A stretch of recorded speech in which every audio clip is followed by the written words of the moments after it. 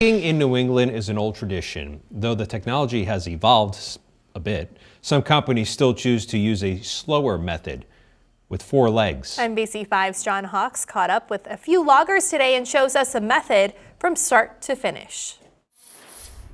This is Ned and Leaf. They have full-time jobs. Derek O'Toole at Third Branch Horse Logging watches over these horses. He gets them ready, attaches them to a wagon, and heads into the woods for their logging operation. We typically have teams that we depend on that work together. They're sized similarly, they stride similarly, they just have a similar work mentality. They have 5 horses total, but usually no more than 3 are on a job site at one time. Horses are very nimble and can navigate in tight spaces in heavily wooded areas. It's a constant evolution in your ability to use them. You think you've mastered it, and then suddenly you realize there's a whole nother layer there.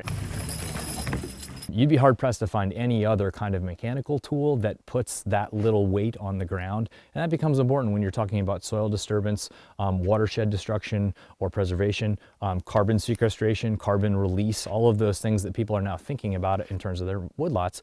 A big tool is more impactful. Some people view their land differently than they used to. Trees aren't necessarily seen as a crop or a cash grab.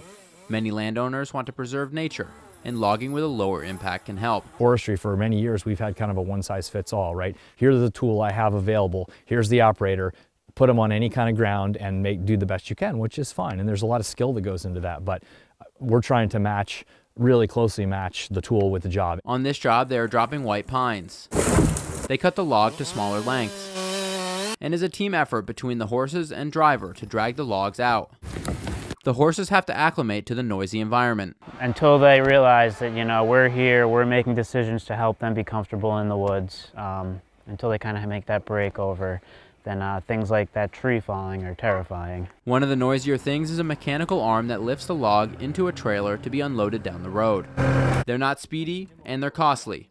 Each horse costs them $5,000 or $6,000 a year for food and maintenance, but they're after the final result. Horses they're a little more expensive, but they leave a great final result. In Northfield, John Hawks, NBC5 News.